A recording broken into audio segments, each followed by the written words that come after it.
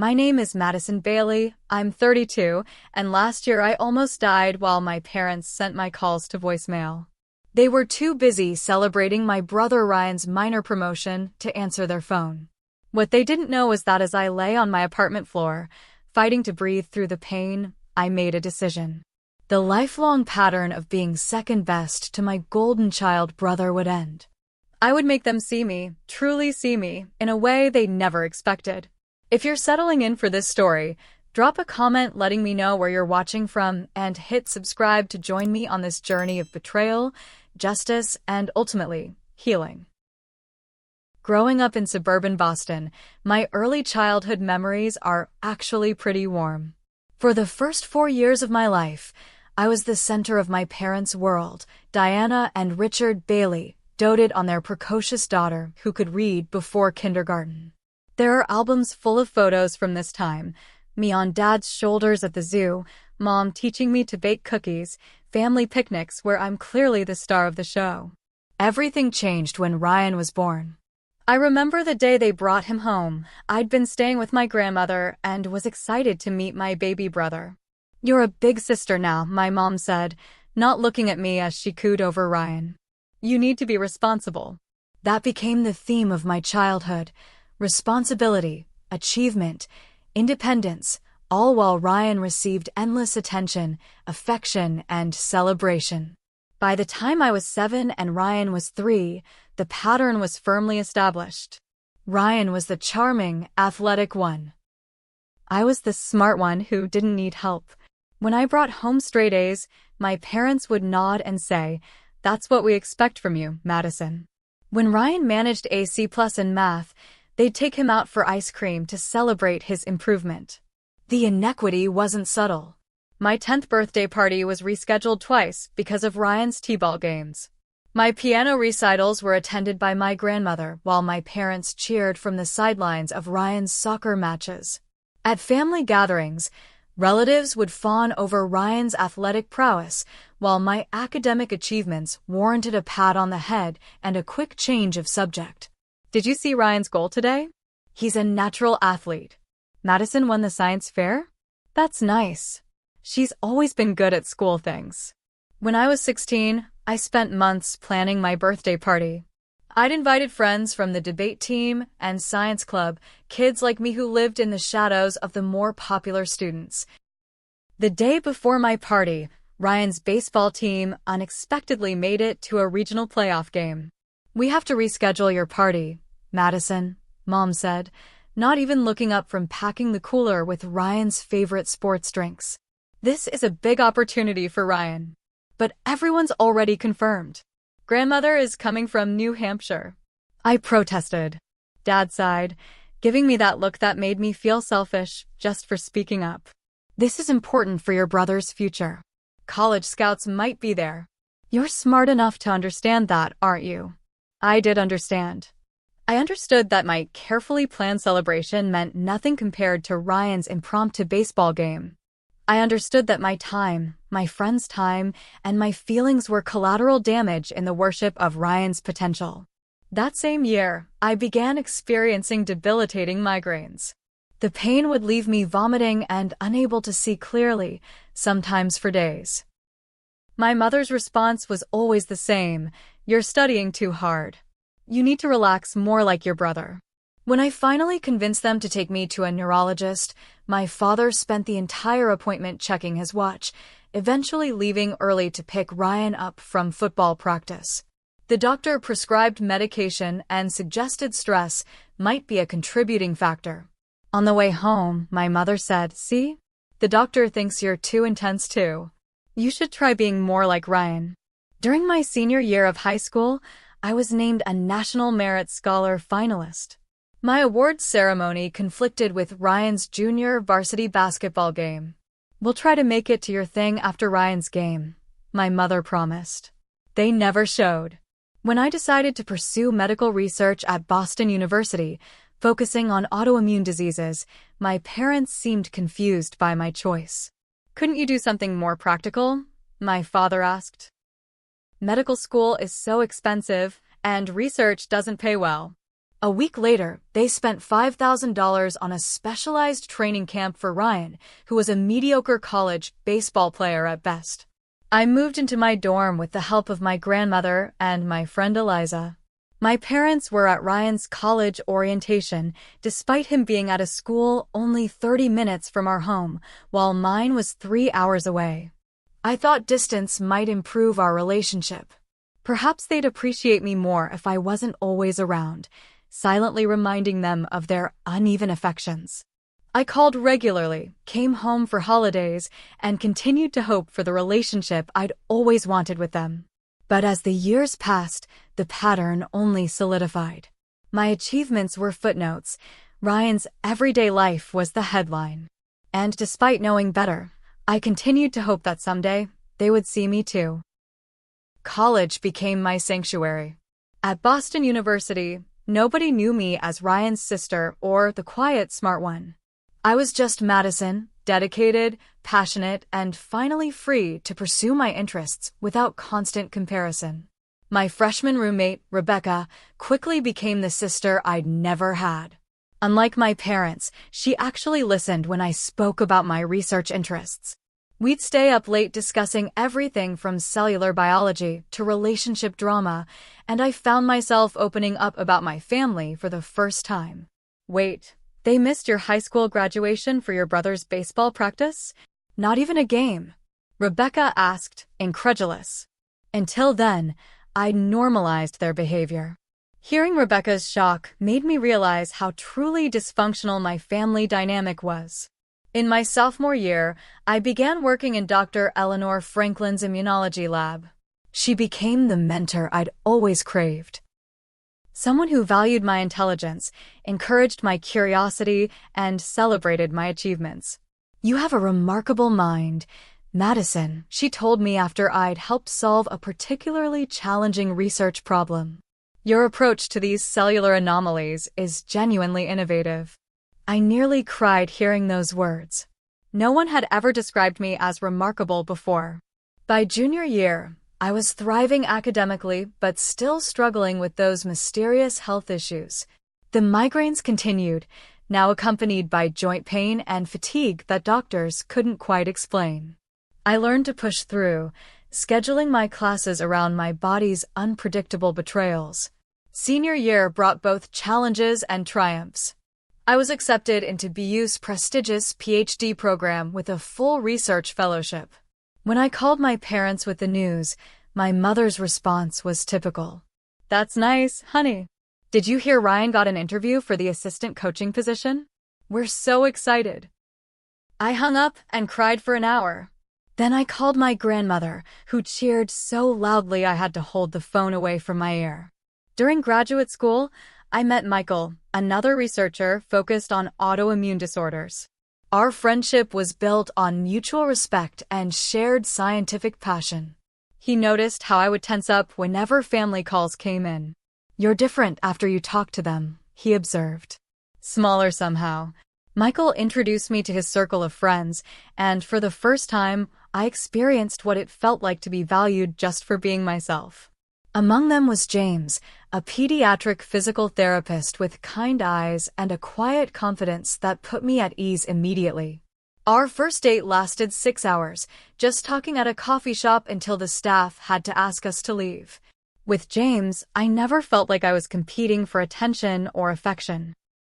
He listened when I spoke and remembered details about my research that even my parents couldn't recall after years of explanation. "Tell me more about this T-cell response you're studying," he'd say, genuinely interested in my answers. As my personal life blossomed, my professional life accelerated.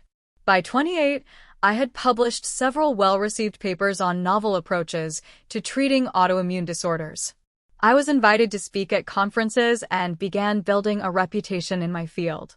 James accompanied me to a family Thanksgiving during our second year together. He witnessed firsthand the dynamic I'd described.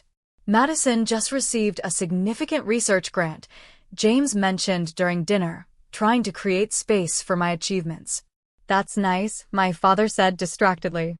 "Ryan, tell everyone about your team's new training facility."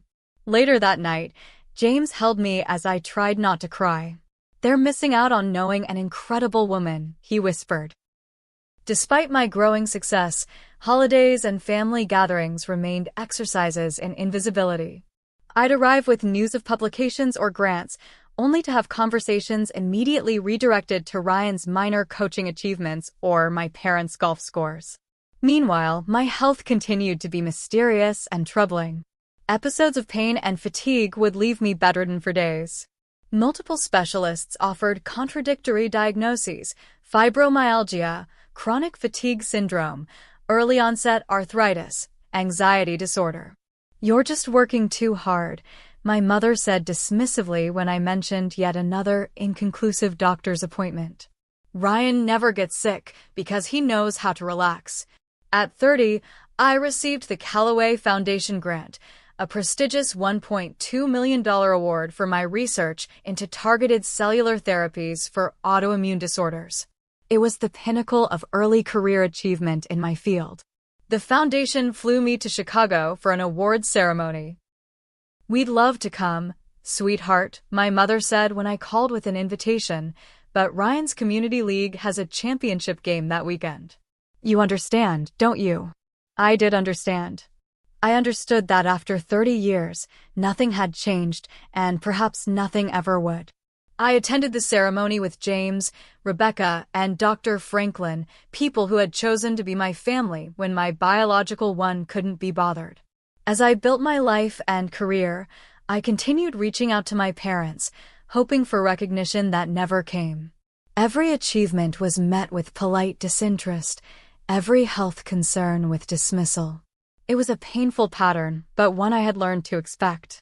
What I didn't expect was just how dangerous their indifference would ultimately prove to be. The evening it happened, I'd been working late in the lab. We were in the final stages of preparing a groundbreaking paper on a new therapeutic approach for lupus. Around 8 p.m., I noticed an unusual sensation in my abdomen, a sharp pain unlike the typical aches I'd grown accustomed to. "You should head home," Michael suggested, noticing me wince. "We can finish this tomorrow." I brushed it off. "I'm fine. Probably just need to eat something." By 9 p.m., the pain had intensified dramatically. I finally decided to call it a night and drove myself home to my apartment in Cambridge. James was out of town at a physical therapy conference in Denver, so I was on my own. As I unlocked my door, a wave of pain unlike anything I'd ever experienced doubled me over. I barely made it to the couch before collapsing. The pain was concentrated in my lower right abdomen, but radiated throughout my entire body. Cold sweat broke out across my skin, and my vision began to blur around the edges. I reached for my phone with trembling hands. My first instinct was to call 911, but a quick check of my health insurance app reminded me that ambulances weren't fully covered. The estimated wait time for emergency services was showing as 28 to 45 minutes due to high call volume. My parents lived just 15 minutes away. They could get to me faster than an ambulance and drive me to the hospital.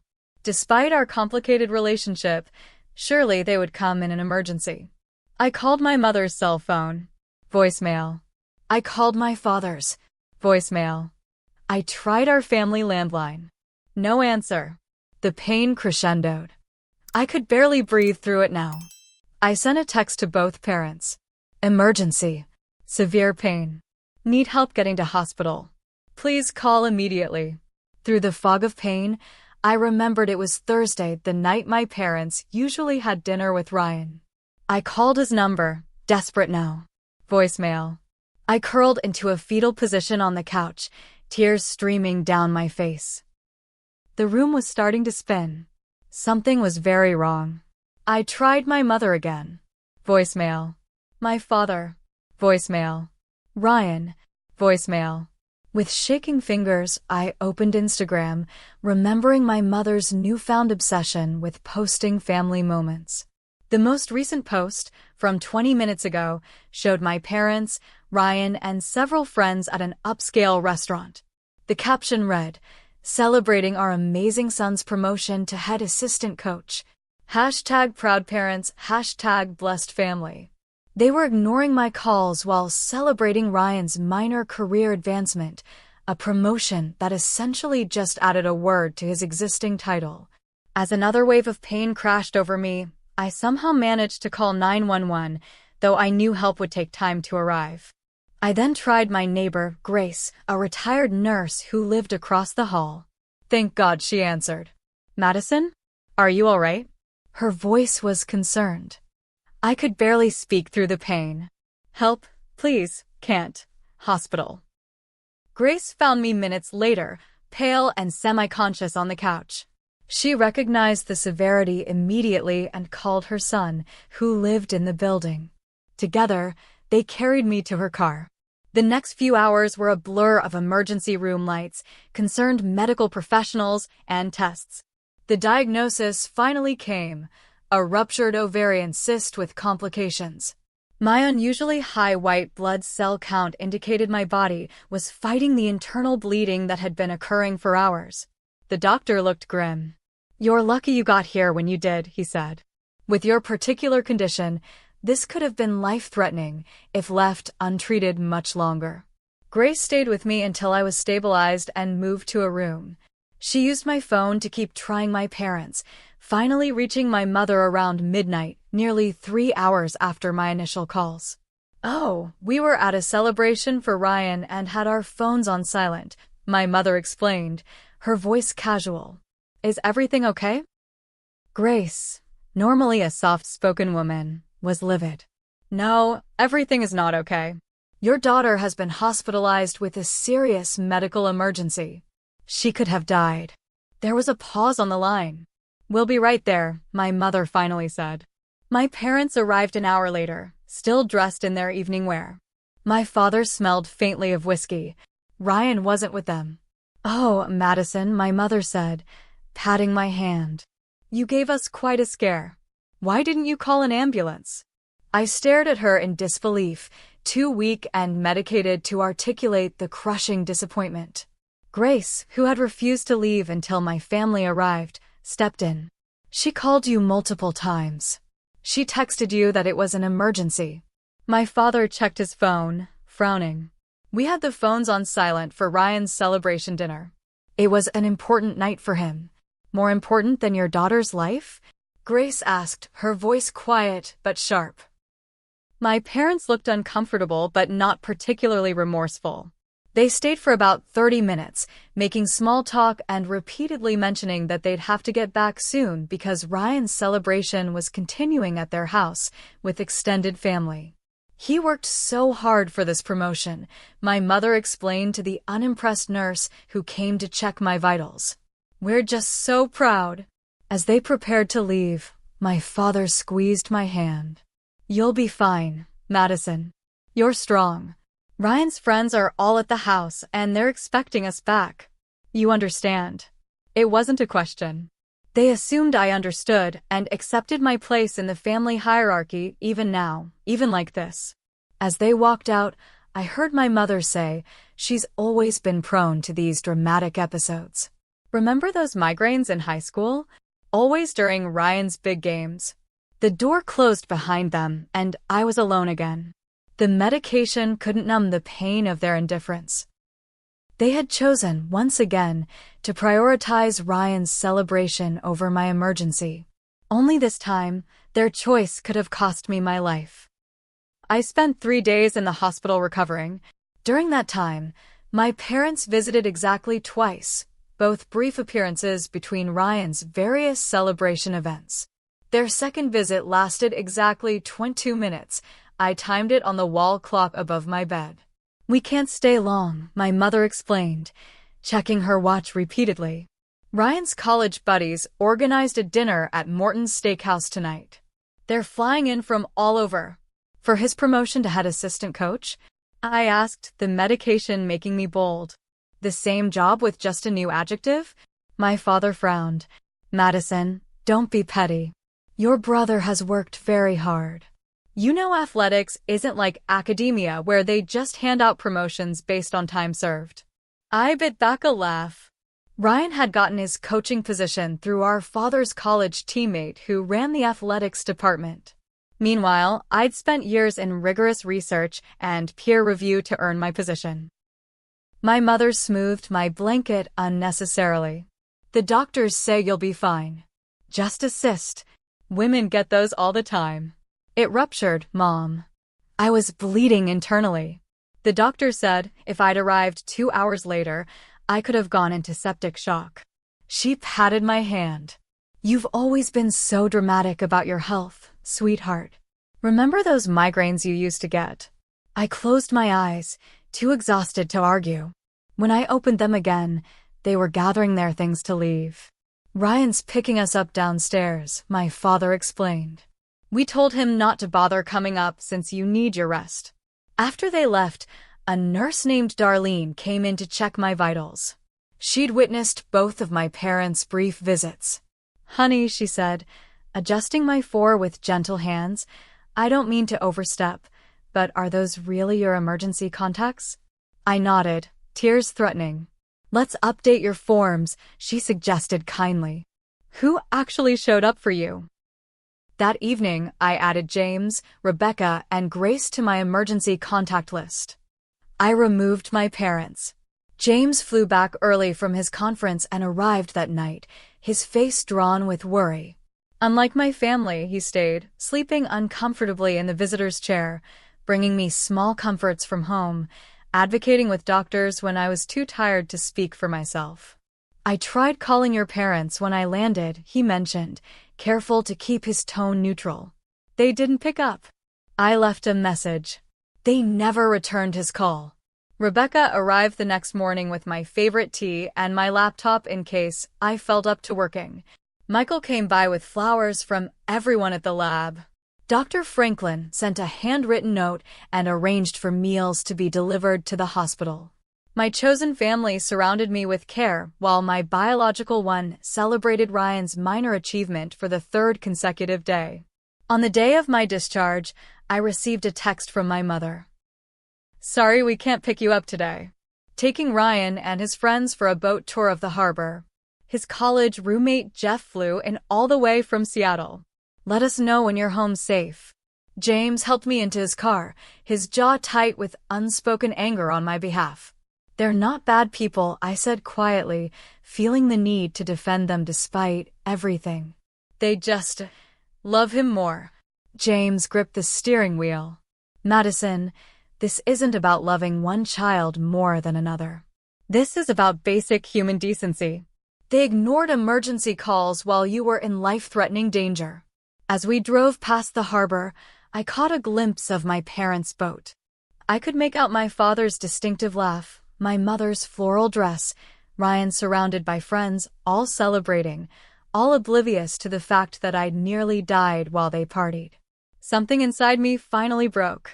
The carefully constructed explanations I'd built over decades. They're just proud of him. They show love differently.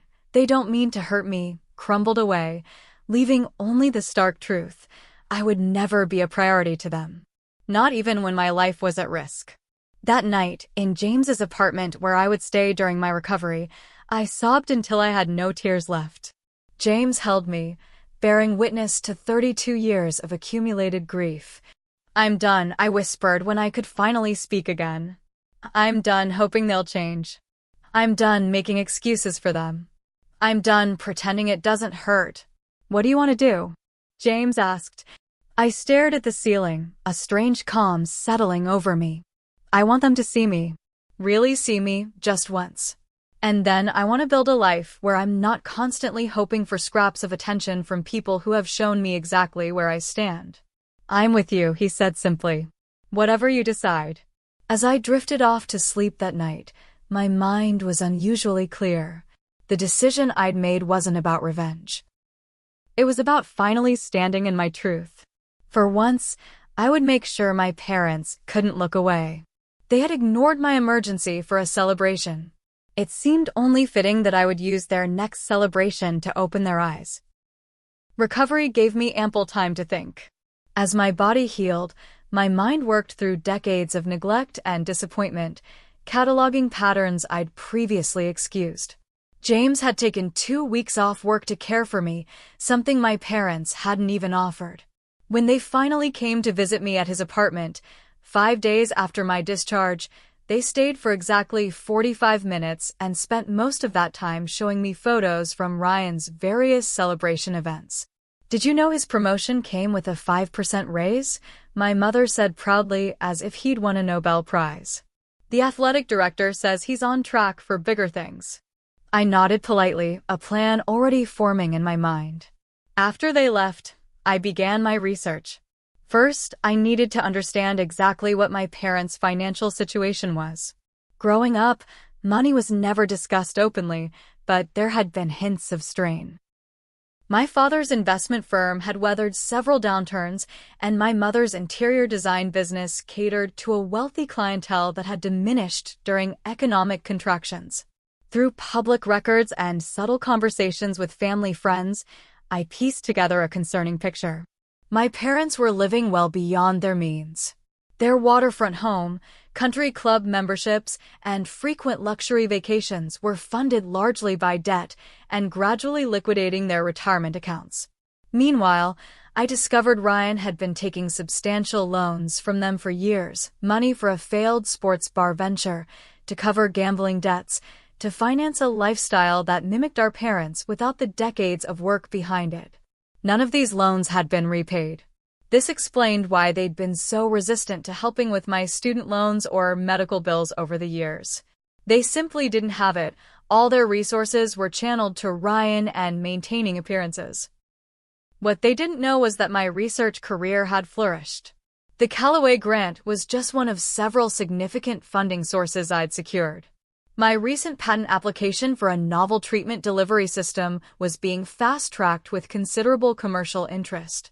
I lived modestly despite having substantial savings and investments, a financial cushion my parents and brother lacked entirely. Most surprisingly, I discovered that the anonymous donation that had saved my parents' country club membership 3 years ago, preventing profound social embarrassment when they couldn't pay their dues, had come from a shell company that was actually owned by my grandmother. She had left me a significant inheritance when she passed, which I'd invested wisely. I'd unknowingly been supporting my parents financially while they continued to dismiss my accomplishments and prioritize Ryan. The irony was almost too perfect.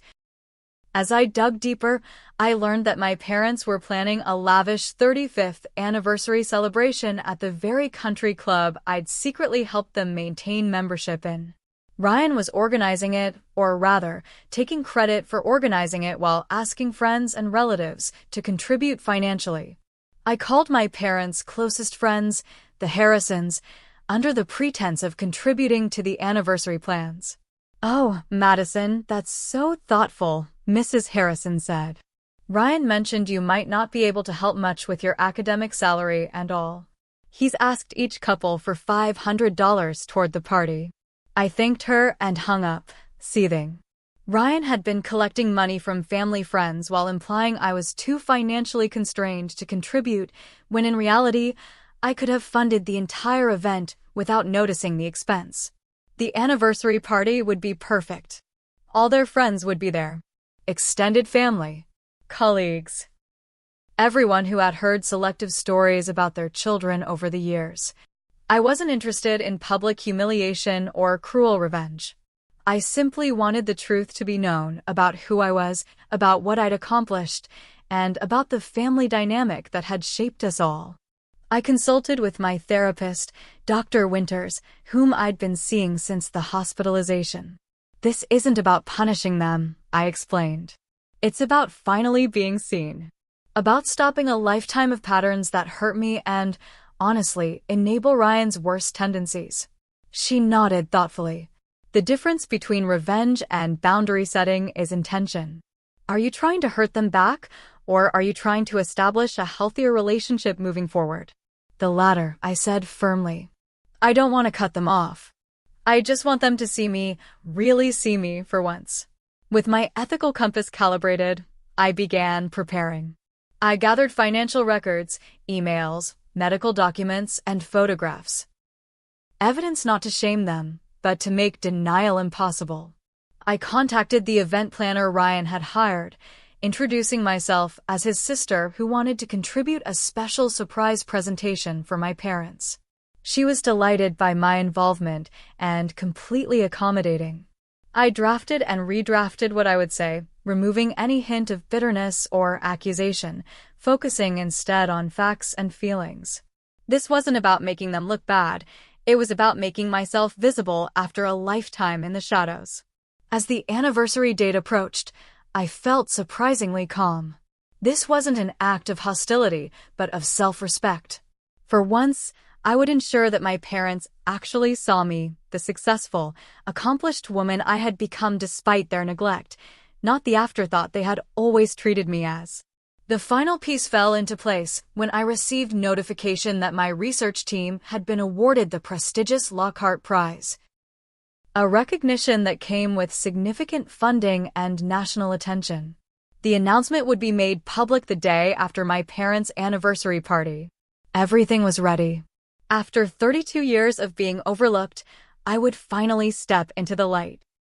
The country club ballroom gleamed with tasteful decorations, orchid centerpieces, champagne fountains, and silver anniversary decorations adorned every surface.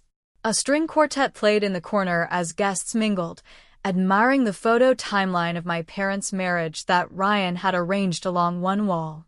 I noticed he'd included only a handful of photos featuring me, while he appeared prominently throughout. I arrived deliberately late, wanting to make an entrance. The black cocktail dress I'd chosen was elegant, but not flashy, professional rather than attention-seeking. My medical research foundation's small diamond pin was my only jewelry. James squeezed my hand as we entered. "Ready?" I nodded, a strange calm having settled over me. Completely. My mother spotted us first, her smile genuine but brief. "Madison, we weren't sure you'd make it. How are you feeling?" "Fully recovered, thank you," I said, accepting her air kiss. "Congratulations on 35 years. My father appeared, champagne in hand. "There's our scholar. Good to see you up and about again." Ryan's been working so hard on this event. As if summoned, my brother materialized, already taking credit. "Maddie, you made it." He gave me a quick hug, then immediately launched into a description of how difficult it had been to coordinate everything. The flower arrangements alone took weeks to plan. I smiled politely, knowing the florist had handled everything with minimal input. "It looks wonderful. You must be so proud of what you've accomplished here." He missed my subtle emphasis. "It was nothing, really. Just wanted to give Mom and Dad the celebration they deserve." The evening progressed predictably. Dinner was served, toasts were made, most focusing on what wonderful parents Diana and Richard had been, particularly to Ryan, their pride and joy. No one mentioned how they had missed my medical emergency or any of the 1,000 other moments where their priorities had been clear. When the dessert course was being cleared, Ryan stood, tapping his glass for attention.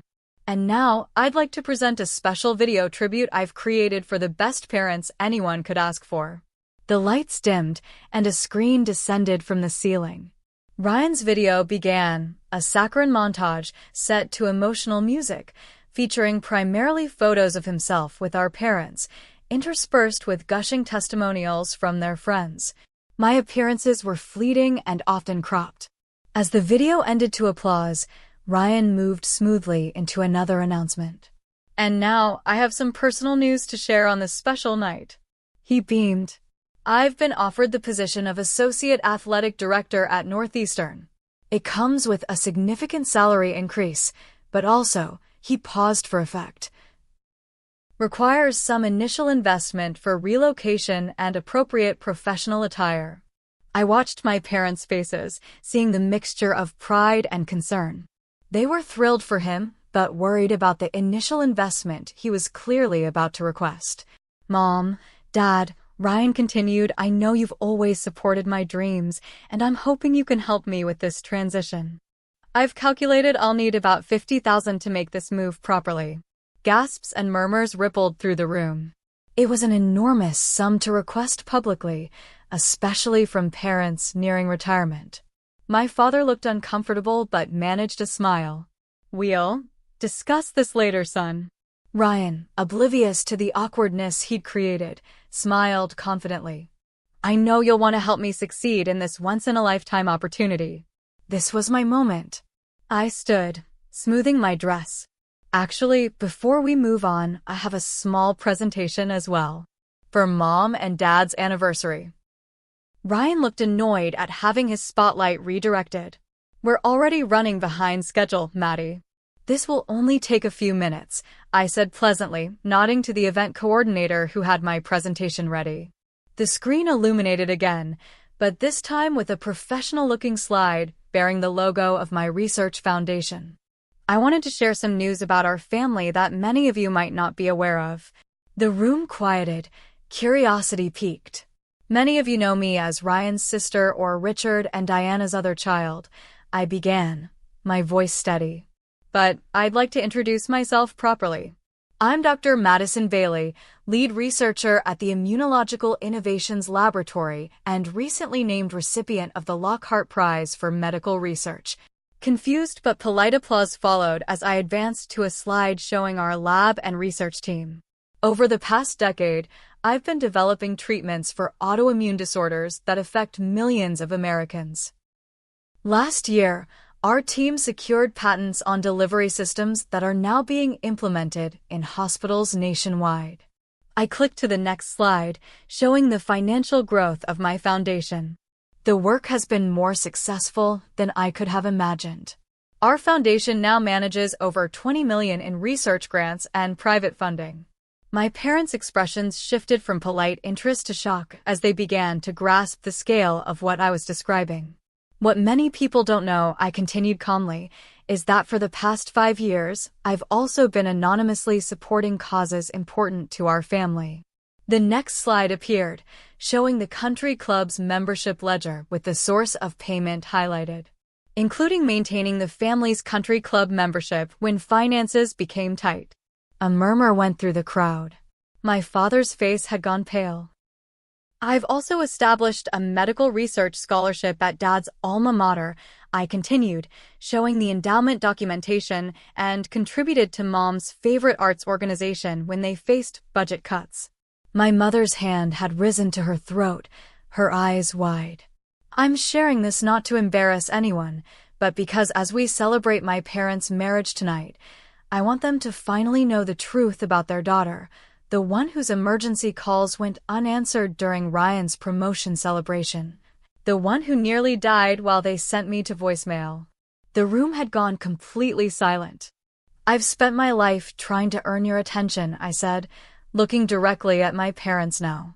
Achieving in school, building a successful career, even financially supporting you from the shadows. But I've realized that no achievement will ever be enough to compete with Ryan. Ryan started to protest, but I held up my hand. This isn't about blame, Ryan. This is about truth. You've benefited from their unwavering support while I've struggled alone. The loans you've received over the years, I clicked to documentation of his financial requests, amount to over $300,000 that our parents can't actually afford to give. Shocked whispers rippled through the gathering. My purpose tonight isn't to embarrass anyone, I continued, my voice softening. It's to establish reality so we can move forward honestly. I'm not asking for repayment or apologies. I'm asking for recognition of who I am, what I've accomplished, and what I've contributed to this family. I clicked to the final slide, showing the announcement of the Lockhart Prize with my photo prominently featured. Tomorrow, this will be announced publicly. It represents the highest honor in my field and includes a $2 million research grant. I had hoped, just once, that my achievements might be celebrated by my family the way Ryan's have always been. I took a deep breath. Moving forward, I'll no longer be the family's secret supporter or the daughter who accepts being invisible. I'm establishing boundaries, not cutting ties. I love you all, but I deserve to be seen. The silence in the room was deafening. My parents stared at me as if seeing me for the first time. Perhaps they were. Happy anniversary, Mom and Dad, I concluded quietly. My gift to you is the truth and the opportunity for us to build a more honest relationship moving forward. I returned to my seat beside James, who squeezed my hand proudly. The stunned silence gradually gave way to murmurs, then to scattered applause led by my father's business partner, who had always been kind to me. My mother was crying silently. My father looked shell-shocked. Ryan appeared both embarrassed and confused, his financial request now appearing selfish and inappropriate in context. I hadn't destroyed them or humiliated them. I had simply stepped out of the shadows and refused to be overlooked any longer. The choice of how to respond was now theirs. As the evening continued awkwardly around us, various guests approached me quietly, many expressing admiration for my work and congratulations on the Lockhart Prize. Several admitted they'd had no idea I was so accomplished. "We always hear so much about Ryan," one of my mother's friends confessed. "Diana rarely mentions your work." By the end of the night, my parents had barely spoken, clearly processing everything I'd revealed.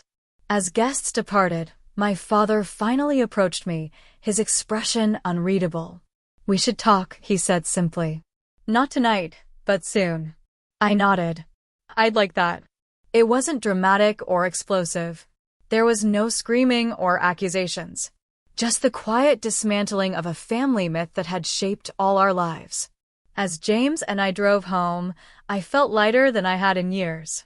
Whatever happened next, I had finally been seen. The aftermath unfolded slowly, like ice thawing after a long winter. 3 days passed before my parents called, asking if they could visit. I agreed, suggesting we meet at a neutral location, a quiet cafe near the harbor. They arrived looking older somehow, the confident veneer stripped away. My mother's hands trembled slightly as she stirred her tea.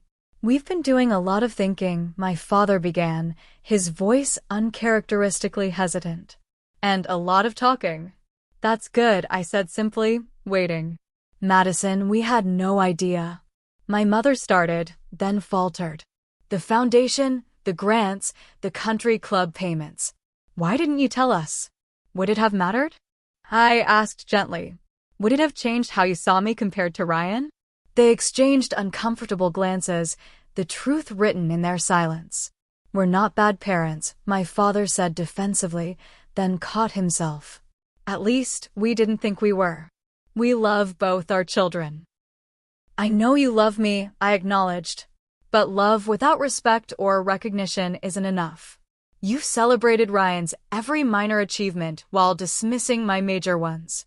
You ignored emergency calls while celebrating his promotion. That's not just misplaced priorities, that's fundamental neglect." My mother wiped away tears. "We never meant to hurt you." "Intent doesn't erase impact," I said, remembering Dr. Winter's words.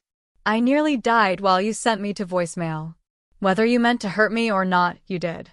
The conversation continued for hours, painful but necessary.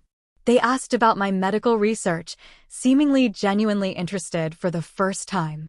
I explained my work in simple terms, watching their expressions shift from confusion to understanding to something like pride. "We'd like to attend the Lockhart Prize ceremony," my father said as we prepared to leave. "If you'll have us." It was a small step, but significant. "I'd like that," I replied. Ryan's reaction was more complicated. He called me repeatedly, his messages oscillating between defensive anger and confused apologies. He'd grown up believing he was the family star. Having that narrative challenged was understandably disorienting for him. We finally met for coffee 2 weeks after the anniversary party. He arrived looking uncharacteristically disheveled. "I don't understand why you had to embarrass me like that," he began, defensive as expected. "I didn't do it to embarrass you, Ryan. I did it to be seen." But everyone was talking about how I've been taking advantage of Mom and Dad financially. "Have you?" I asked simply. He looked away. "Not intentionally. They always offered to help. Because they prioritized your needs and wants over everything, including their own financial security and my emergency medical situation." Ryan was quiet for a long moment. I didn't know about the hospital thing. Not really. They just said you weren't feeling well. I nearly died, Ryan. The realization seemed to hit him for the first time. I'm sorry, Maddie. I really am. It wasn't a complete transformation, but it was a start. In the months that followed, I maintained firm boundaries with my family while leaving the door open for a healthier relationship. My parents attended the Lockhart Prize ceremony, visibly proud as I accepted the award and delivered a speech about perseverance and innovation. They still sometimes slipped into old habits of centralizing Ryan, but caught themselves more often than not. Ryan began seeing a therapist of his own and started repaying small amounts of what he'd borrowed from our parents. He took a job that paid less, but offered more stability than the position he'd been angling for at Northeastern, acknowledging that perhaps the constant pursuit of status wasn't serving him well. My health improved significantly once the family stress diminished. The mysterious symptoms that had plagued me for years became less frequent and less severe. Dr. Winters helped me recognize how much of my physical distress had been connected to emotional trauma. James proposed 6 months after the anniversary party, on a quiet evening at home rather than with any grand gesture. I want to build a family with you, he said simply. One where everyone is seen and valued. I accepted without hesitation. My foundation flourished, with our research leading to breakthrough treatments for several autoimmune conditions. I established mentorship programs specifically designed to support researchers from overlooked backgrounds, knowing firsthand how important recognition could be. When my parents announced they needed to downsize due to financial constraints, I helped them find a comfortable condo they could actually afford. It was smaller than their waterfront home, but more sustainable for their retirement. They seemed relieved rather than embarrassed when I helped them create a realistic budget. The most profound healing came not from dramatic confrontations, but from small moments of change. My mother calling to ask specifically about my research. My father sending articles related to my field that he'd found interesting. Ryan asking for my opinion rather than centering himself in every conversation. I never did fully trust them with my emergencies again. That bridge had been burned permanently. But we built new connections based on honesty rather than expectation or obligation. At our small wedding ceremony the following spring, my father surprised me with a toast that acknowledged the past without excusing it. Madison has always been extraordinary, he said, his voice thick with emotion. And I regret how long it took us to truly see that. She hasn't just built an impressive career. She's built herself into a woman of incredible strength, intelligence, and compassion, often without the support she deserved from us. James, you're getting the best of the Bailey family, and we couldn't be prouder. It wasn't perfect healing. Real life rarely provides such neat resolutions. There were still difficult moments, old patterns that tried to reassert themselves. But the fundamental dynamic had shifted. I was no longer invisible. My revenge, if you could call it that, wasn't about hurting my family, but about refusing to remain unseen. By standing in my truth calmly, firmly, and without apology, I had changed not just how they saw me, but how I saw myself. What's your story? Have you ever had to stand up to family members who consistently overlooked or undervalued you? How did you handle it? I'd love to hear your experiences in the comments below. And if this story resonated with you, please like and subscribe to the channel for more personal journeys of growth and healing. Remember that establishing boundaries isn't about punishing others, it's about honoring yourself. Thank you for listening to my story, and I wish you courage in writing your own.